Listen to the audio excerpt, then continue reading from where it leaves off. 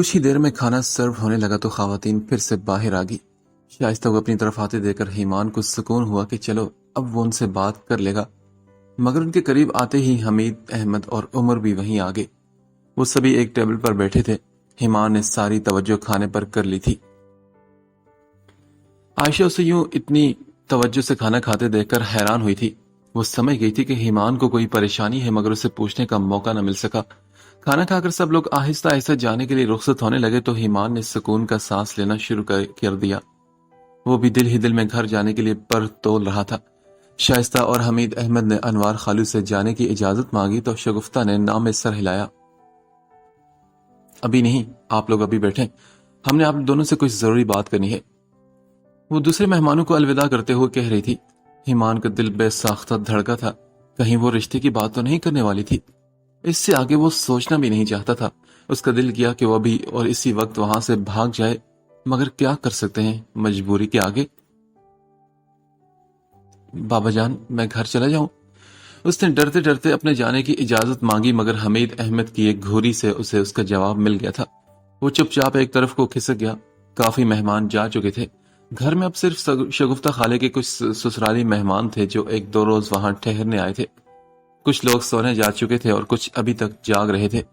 شگفتہ نے شائستہ اور حمید احمد کو مہمان خانے میں بٹھوایا اور انوار صاحب اور ان کے کچھ بزرگ رشتہ داروں کے ساتھ خود بھی آ کر بیٹھی۔ عمر کو وہ اندر لانا نہیں چاہ رہی تھی، مگر حمید احمد کی وجہ سے خاموش رہی۔ ایمان، عائشہ اور تاشا کو انہوں نے اشارے سے اندر آنے سے روک دیا۔ ایمان سمجھ گیا تھا کہ کوئی بڑی بات ہے جو بچوں کو داخل نہیں ہونے دیا جا رہا۔ وہ دل ہی دل میں دعا مانگ رہا تھا کہ رشتے والی بات نہ ہو، ورنہ وہ برا پھنس جاتا۔ عائشہ اور تاشا لاؤنج میں بیٹھ کر موبائل فون میں سالگرہ کی تصویریں دیکھنے لگی۔ عرصہ بھی وہیں ان کے پاس آ کر بیٹھ گئی تھی۔ ایمان کی اس پر نظر پڑی تو وہ وہاں سے اٹھ کر لان میں آ گیا۔ عرصہ کو اس کا یوں نظر انداز کرنا محسوس تو ہوا، مگر وہ خاموشی سے بیٹھی رہی۔ ایمان جب باہر آیا تو اسے جلال کا خیال آیا۔ کھانے کے بعد سے وہ غائب تھا۔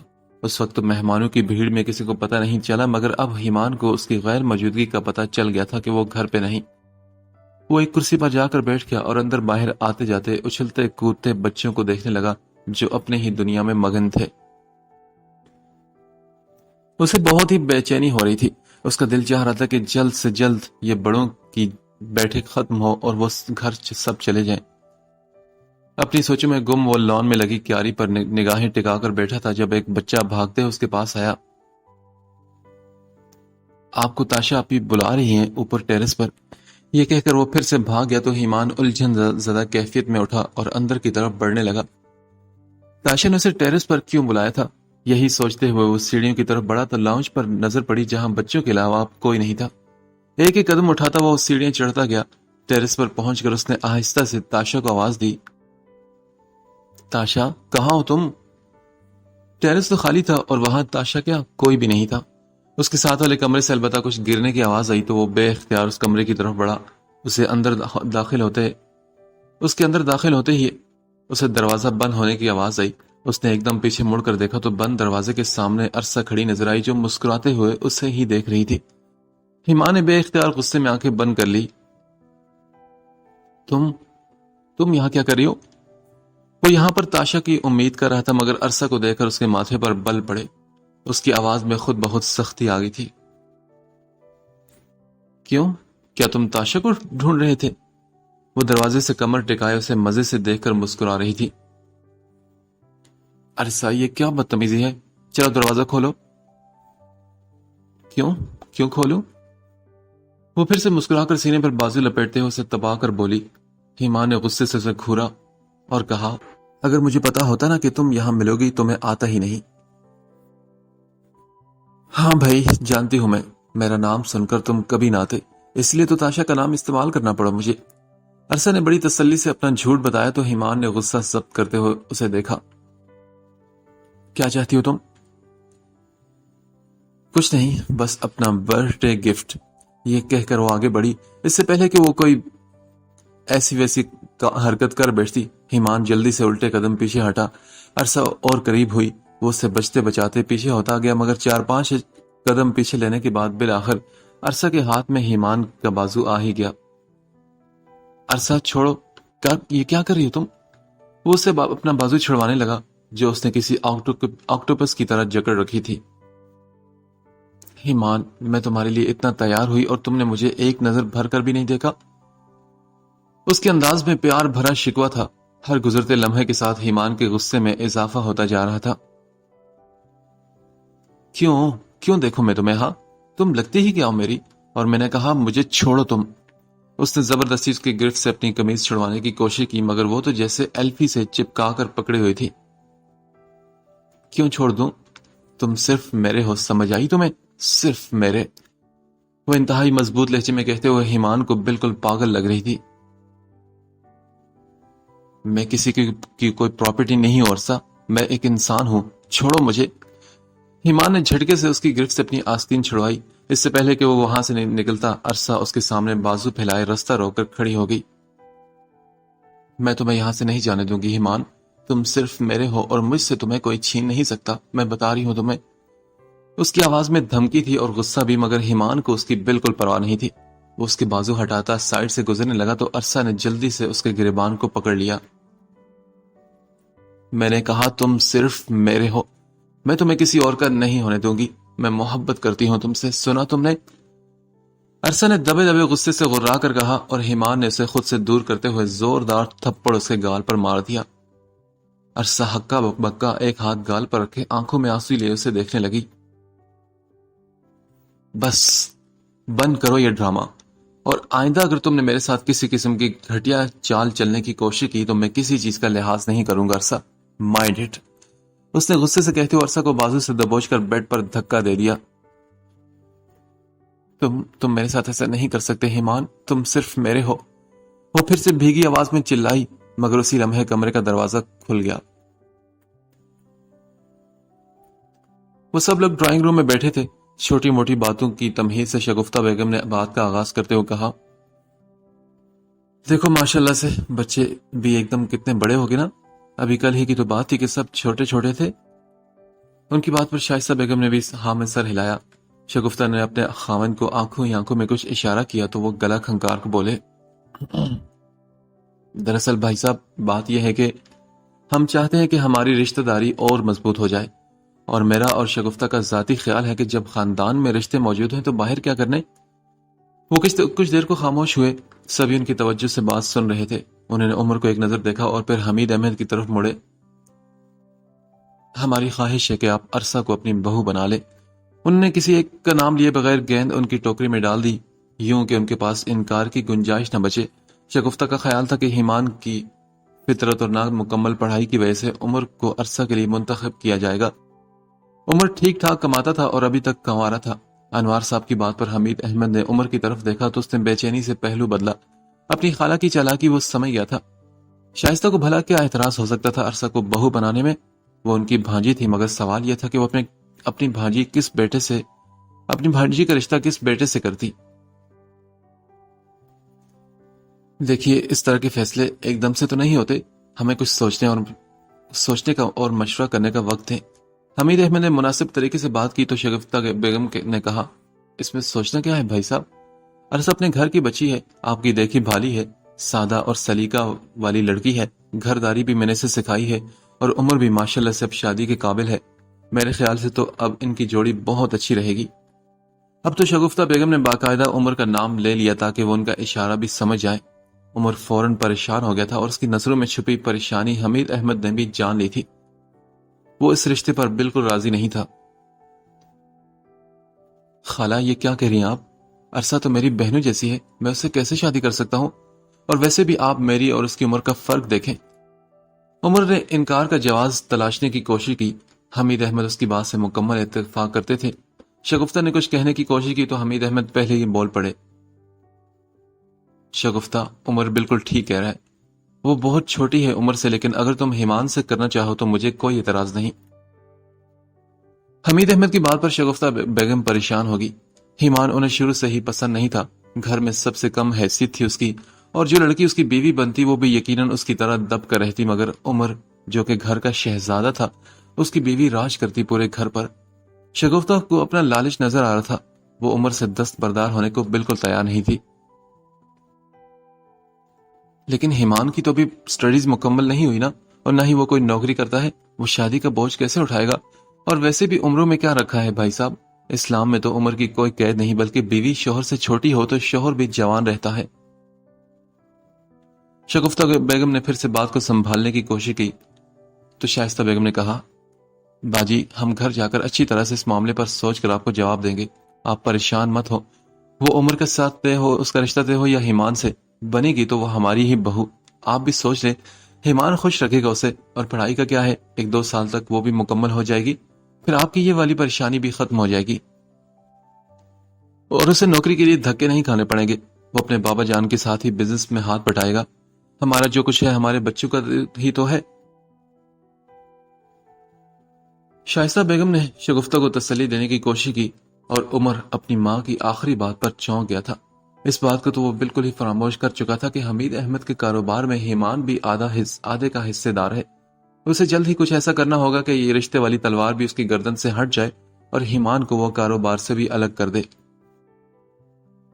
اظہار ناراضگی کے طور پر عمر کمرے سے اٹھ کر باہر آ گیا۔ لاؤنج میں بچے کھیل رہے تھے، وہ عائشہ اور تاشا کو ڈھونڈتے ہوئے کمروں کی طرف آ گیا تو وہ دونوں اسے عرصہ کے کمرے میں بیٹھی ہوئی نظر آئی۔ تم دونوں یہاں اکیلی کیا کر رہی ہو؟ کچھ نہیں، عرصہ ہمیں یہاں بٹھا کر گئی ہے، وہ اوپر سے اپنے کچھ خاص گفٹس لینے گئی ہے ہمیں دکھانے کے لیے، تاشا نے بتایا تو عمر نے سر ہلایا اور باہر نکل گیا، اور پھر نہ جانے کس خیال کے تحت اس کے قدم اوپر کی طرف اٹھنے لگے۔ اسے عرصہ سے اکیلے میں بات کرنے کا موقع مل رہا تھا، وہ اسے سمجھانا چاہتا تھا کہ وہ اس رشتے سے انکار کر دے، کیونکہ شگفتہ کا پکا ارادہ لگ رہا تھا کہ وہ عمر کو اپنا داماد بنا کر ہی دم لے گی۔ سیڑھیاں چڑھتے ہوئے کمرے سے ہلکی سی آوازیں آ رہی تھی، جو آگے بڑھتا جا رہا تھا آوازیں صاف ہو رہی تھی، اب وہ باتیں کم اور جھگڑا زیادہ لگ رہا تھا۔ پھر اسے معلوم ہوا کہ ان میں سے ایک لڑکی کی آواز تھی اور ایک مرد کی۔ آوازوں کو پہچان میں آتے ہی اس کا دماغ تیزی سے کام کرنے لگا۔ تم میرے ساتھ ایسا نہیں کر سکتے ایمان۔ اس جملے کے کان میں پڑتے ہی عمر نے جھٹکے سے دروازہ کھول لیا۔ اس کی نظروں کے سامنے دروازے کے قریب ایمان کھڑا تھا، عرصہ کا دوپٹہ زمین پر تھا اور وہ خود بیڈ پر گری ہوئی تھی، اس کا ایک ہاتھ اپنے گال پر تھا اور آنکھیں آنسو سے تر تھی۔ ایک سیکنڈ میں ہی اس کے ذہن نے سارا منصوبہ بنا لیا تھا، ایک خوفناک، ایک سازش بھرا منصوبہ۔ بغیرت انسان! عمر نے اس کی حیران صورت دیکھے بغیر اپنے قدم آگے بڑھائے اور اس کا ہاتھ ایمان کے چہرے پر اپنے نشان چھوڑ گیا۔ بھیا یہ کیا کر رہے ہیں آپ؟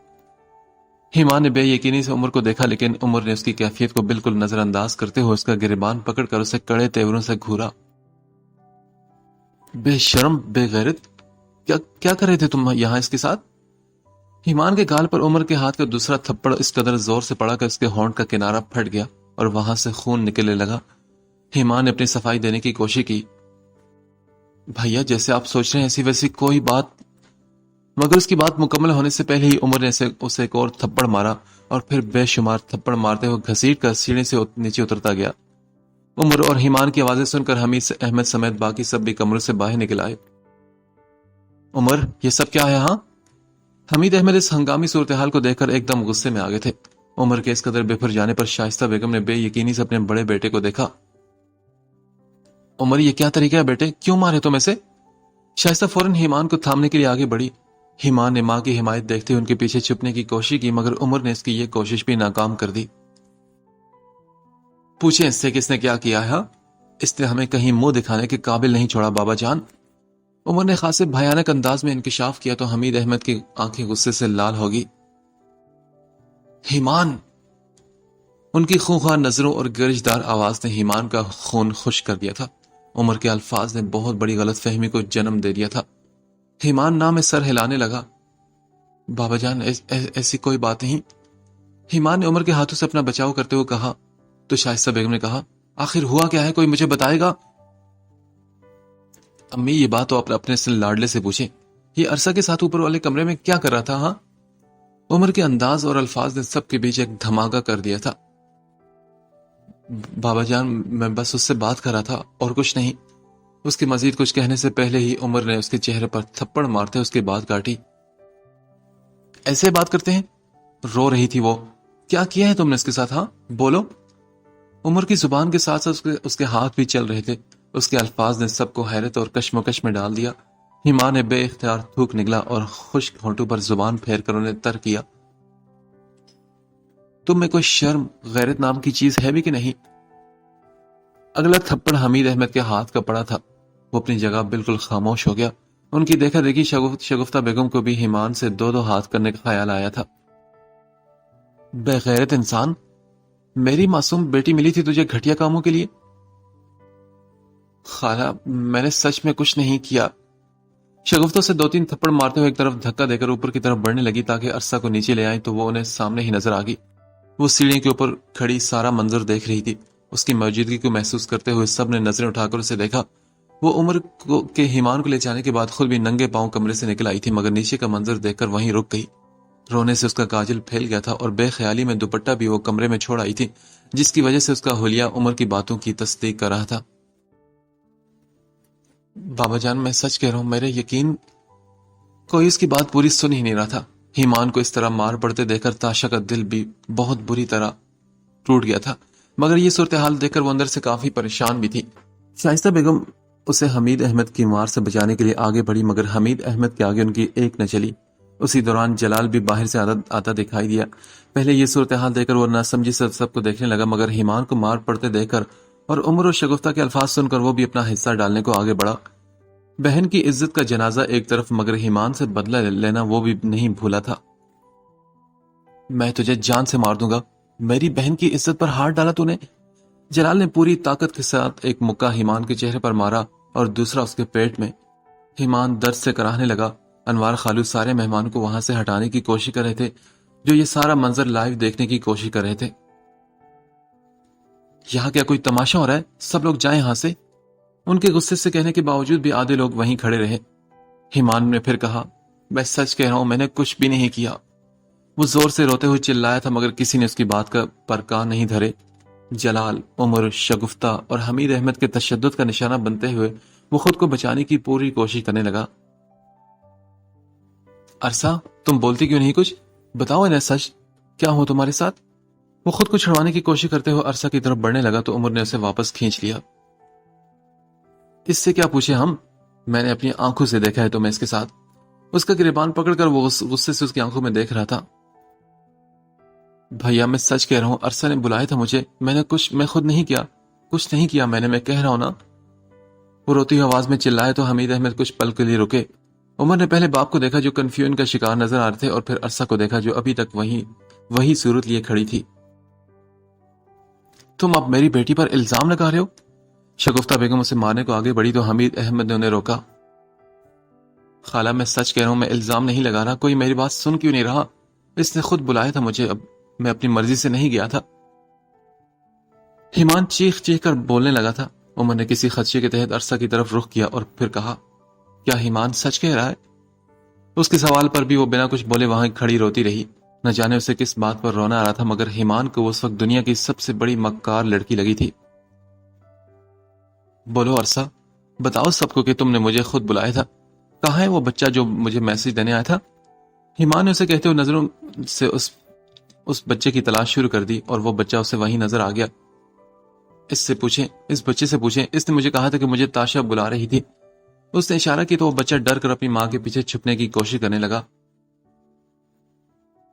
ہاں، لیکن گئے تو تم اپنی مرضی سے تھے نا، اب اس پر الزام کیا لگا رہے ہو؟ مجھے تم سے اس قدر گھٹیا پن کی امید نہیں تھی ایمان.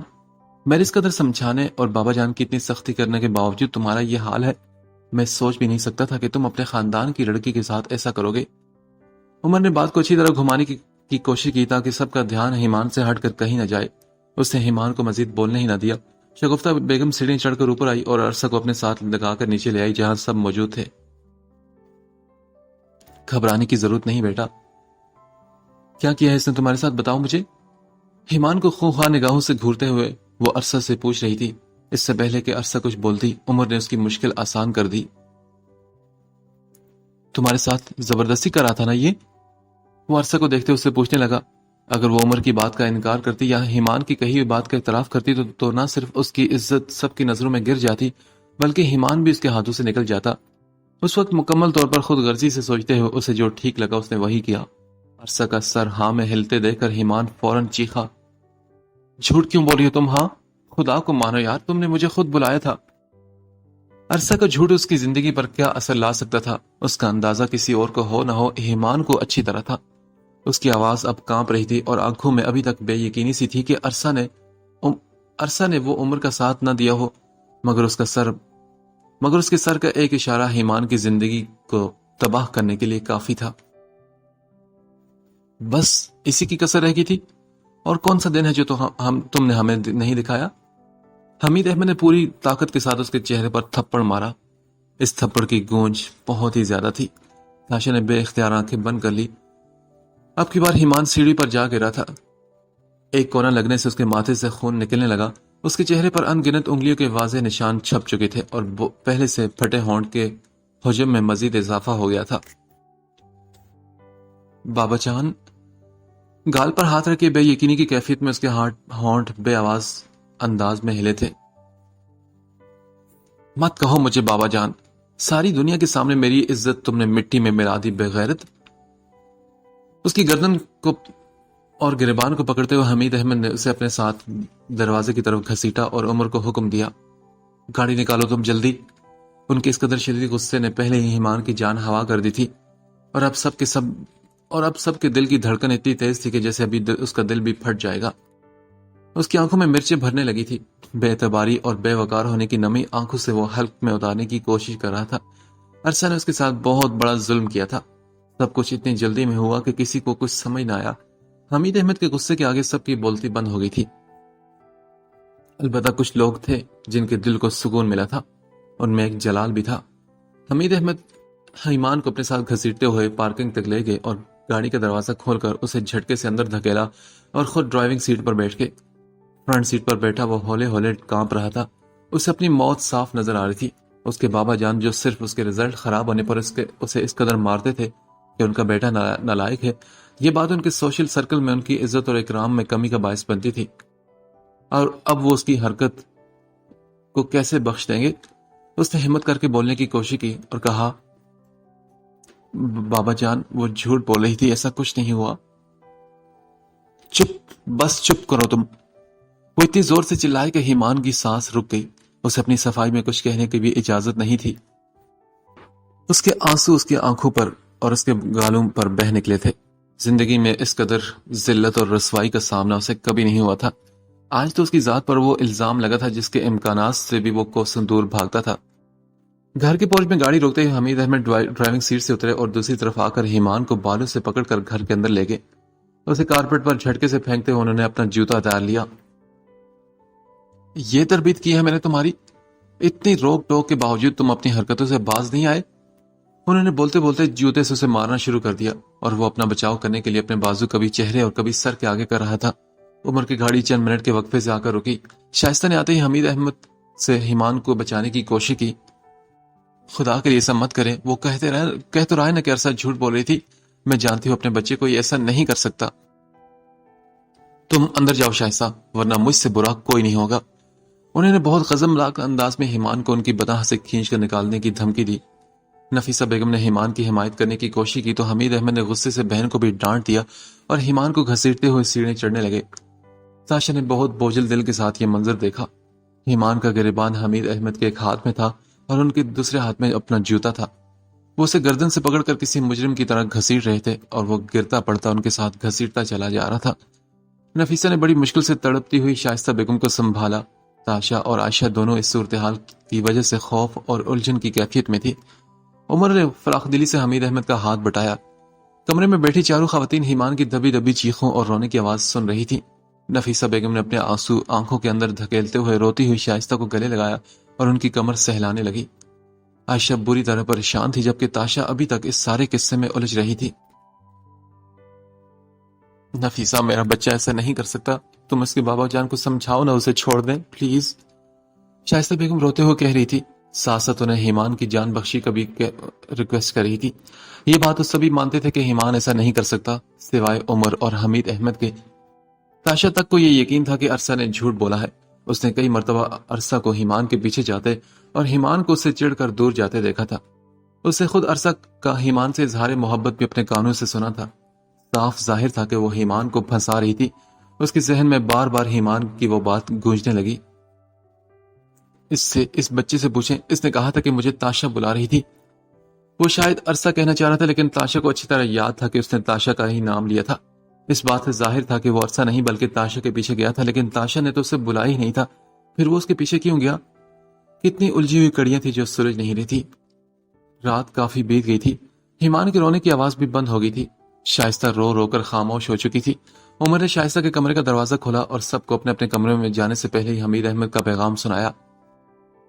بابا جان نے کہا ہے کہ ایمان سے کوئی بات نہیں کرے گا اور 3 دن تک اسے کھانا یا پانی نہیں ملے گا۔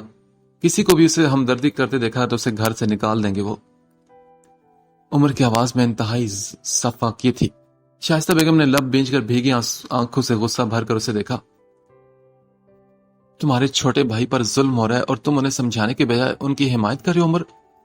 مجھے تو یقین نہیں آ رہا کہ تم میری ہی اولاد ہو۔ شائستہ بیگم کے دکھ میں کہے گئے الفاظ نے عمر کے تن بدن میں آگ لگا دی۔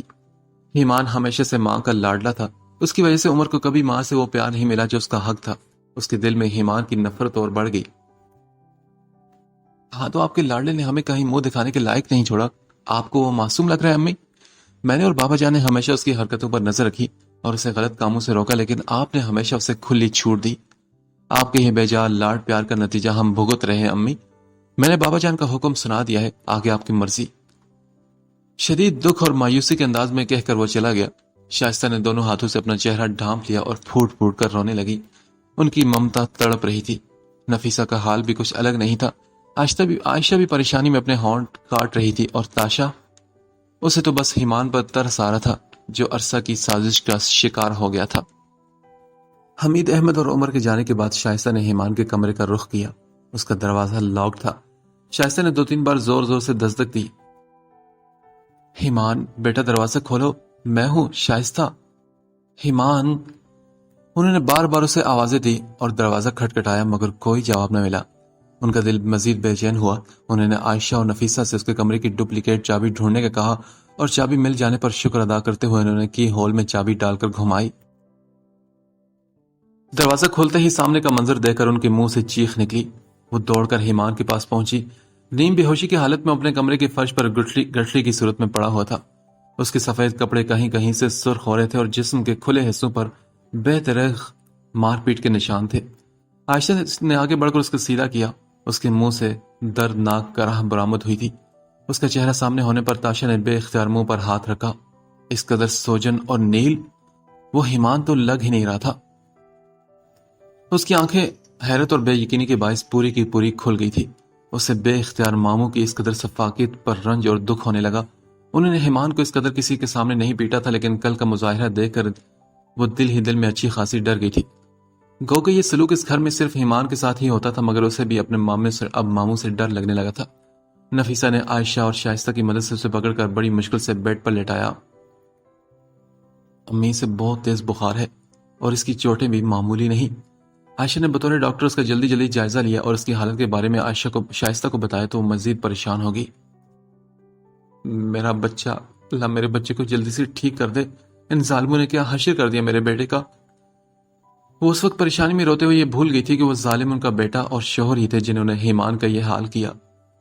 شام ہونے اور ان ظالموں کے آنے سے پہلے شائستہ نے دوبارہ اس کے کمرے کا دروازہ لاک کر دیا کہ انہیں معلوم نہ ہو کہ ان کا حکم نہیں مانا گیا، مگر گھر آتے ہی وہ سیدھا ایمان کے کمرے میں گئے۔ اب وہ کل کی طرف فرش کے بجائے اپنے بیڈ پر لیٹا تھا اور اس کے کمرے سے دوائیوں کی بو آسانی سے محسوس کی جا سکتی تھی۔ انہوں نے فوراً عائشہ کو بلایا اور پوچھا، اس کے زخم تم نے صاف کیا ہے؟ وہ ڈرتے ڈرتے ہاں میں سر ہلا گئی۔ کیوں؟ جب میں نے منع کیا تھا کہ اس سے کوئی بات نہیں کرے گا اور 3 دن تک اس کا کھانا پانی بند ہے تو میرے حکم کو کیوں نہیں مانا گیا؟ ہاں، اس وقت وہ غصے میں تھے مگر بیٹی پر آواز اونچی نہیں کی تھی۔ بابا جان وہ بہت تکلیف میں ہے، میں نے وہی کیا جو ایک ڈاکٹر اپنے مریض کے ساتھ کرتا ہے۔ اسے فوری علاج کی ضرورت تھی، اس کا بخار۔ میں نے تم سے اس کی طبیعت نہیں پوچھی عائشہ۔ بہرحال کل یہ ڈرامہ نہ ہو اور سمجھا دینا اپنی ماں کو بھی۔ مجھے معلوم ہے کہ وہ بھی ضرور آئی ہوگی اس کے کمرے میں۔ اگر کل پھر یہی سب ہوا تو مجھ سے برا کوئی نہیں ہوگا، اور اگر اب کوئی اس کے کمرے میں آیا تو میں اس کو کچھ نہیں کہوں گا، لیکن ایمان کی دوبارہ سے پٹائی کر دوں گا۔ انہوں نے نیم بے ہوش پڑے ایمان کی طرف اشارہ کر کے کہا اور عائشہ کو بھیج کر دروازہ لاک کر کے خود اپنے کمرے میں چلے گئے۔ شائستہ بیگم ان سے بات ہی نہیں کری تھی اور نہ ان کی طرف دیکھ رہی تھی، جس کا مطلب صاف تھا کہ وہ ان سے بہت ناراض ہیں۔ دوسرے دن حمید احمد کے جانے کے بعد عائشہ نے دوبارہ ایک بار ایمان کو دیکھنے کی غرض سے دروازہ کھول لیا، لیکن اس بار اسے بابا جان کی دھمکی سے زیادہ ایمان کی فکر ہونے لگی۔ اس کی حالت بہت خراب ہو رہی تھی۔ کل اس نے کچھ کھایا نہیں تھا۔ شائستہ اور نفیسہ بیگم نے بڑی مشکل سے اسے ہلدی والا دودھ پلایا، لیکن آج نہ وہ آنکھیں کھول رہا تھا اور نہ ہل جل رہا تھا۔ عائشہ نے اسے ہاسپٹل شفٹ کرنے کی تیاری کی۔ نفیسہ نے انیسہ کو بھی فون کر کے بتا دیا تھا اور ان کے ہاسپٹل پہنچنے پر ساری صورتحال سے آگاہ کر دیا۔ وہ خود بھی اپنے بھائی کی صفاقی پر حیرت زدہ تھی۔ اگر اس نے کچھ کیا بھی نہیں تھا تب بھی وہ اس قدر غیر انسانی سلوک کا مستحق تو نہیں تھا، اور انہیں اپنے بھتیجے کی پارسائی پر پورا یقین تھا۔ وہ ان کی گود میں کھیل کر جوان ہوا تھا، انہیں آنکھیں بند کر کے ایمان پر اعتبار تھا۔ انیسہ کو ہاسپٹل میں ایمان کی دیکھ بھال کے لیے چھوڑ کر شائستہ واپس گھر آئی اور حمید احمد کے آنے سے پہلے ہی پہنچی تھی۔ ان کے پہنچنے سے چند منٹ پہلے ہی شگفتہ اور انوار پہنچ گئے۔ شائستہ کی آنکھیں انہیں دیکھتے ہی بھرا گئی تھی۔ ان لوگوں کی بیٹی کی وجہ سے ان کے بیٹے نے بے جرم سزا بھگتی تھی۔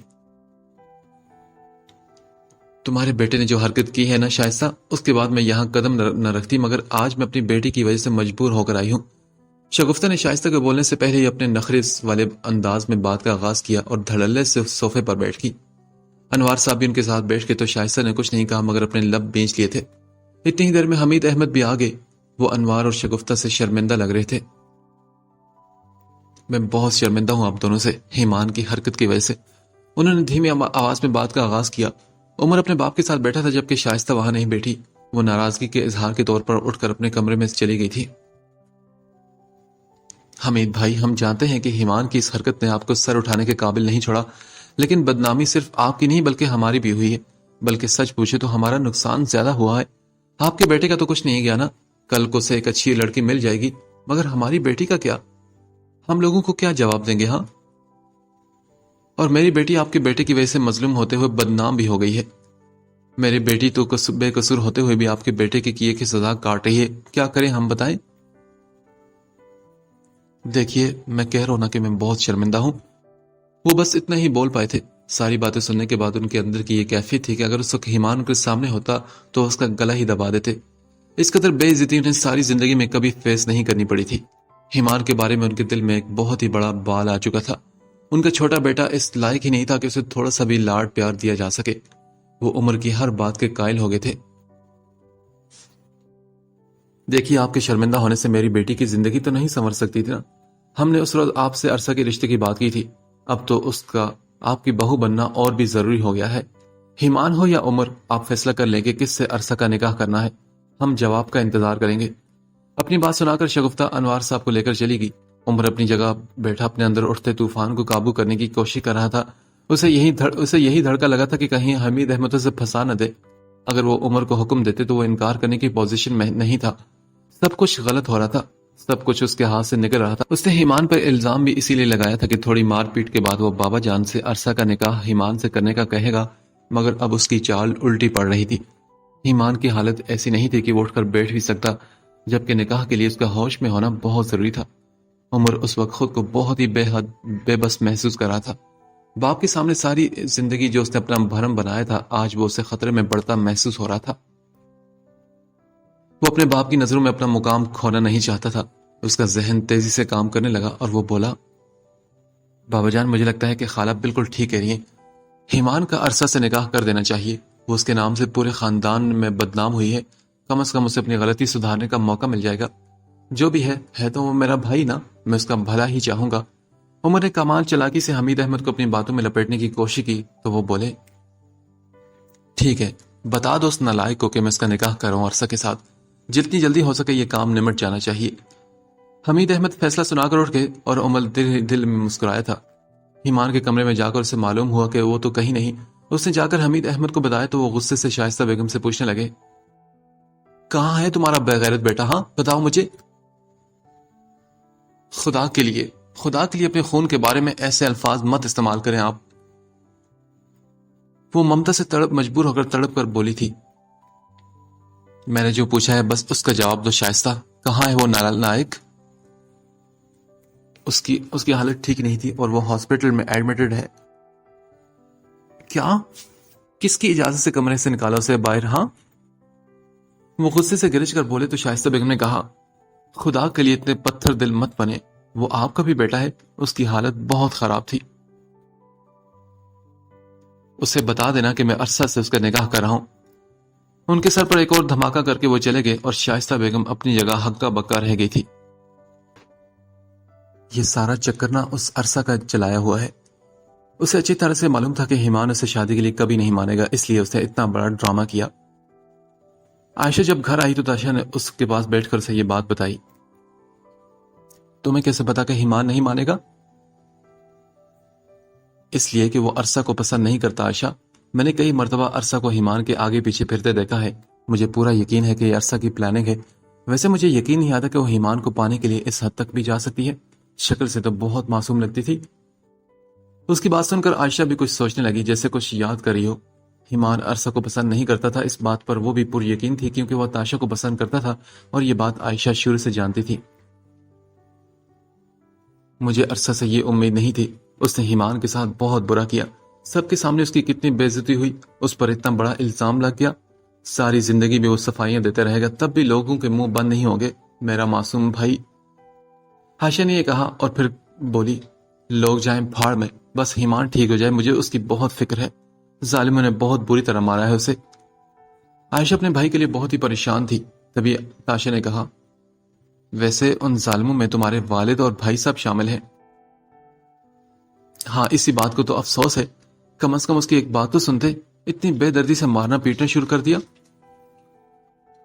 ہاں بالکل، میں تو ڈر ہی گئی تھی ماموں کا یہ روپ دیکھ کر۔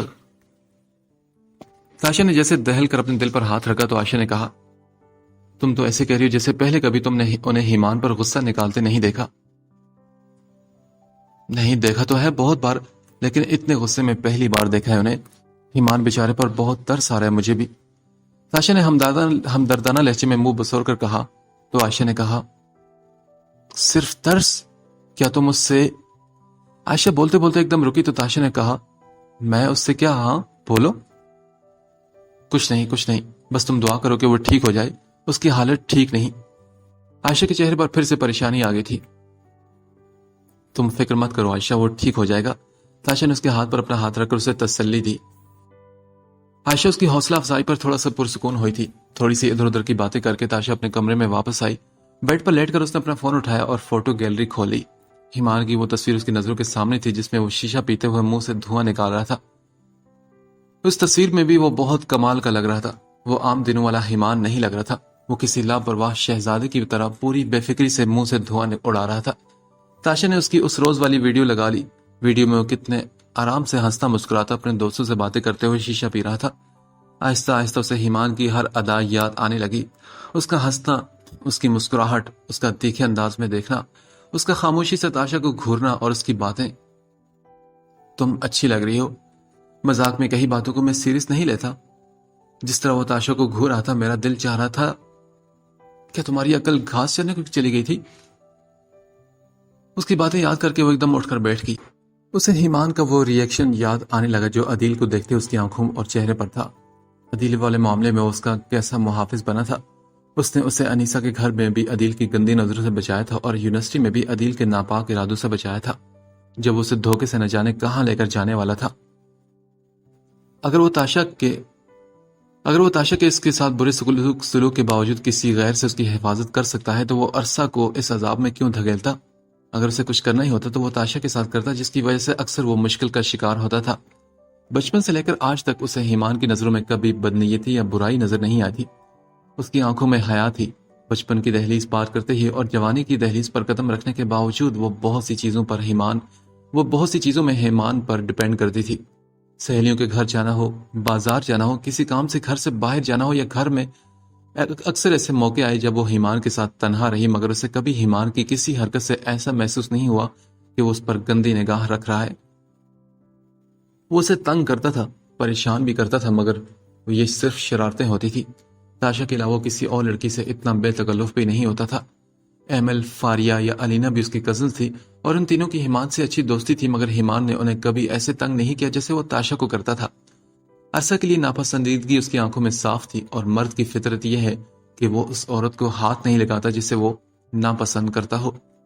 ساری سوچیں، ساری نشانیاں اسی طرف اشارہ کر رہی تھی کہ ایمان بے قصور ہے، اور تاشا کا اپنا دل بھی اس کی بے گناہی کی گواہی دے رہا تھا۔ اسے کسی اور سے ایمان کی بے گناہی کی سرٹیفکیٹ لینے کی بھی بالکل ضرورت نہیں تھی۔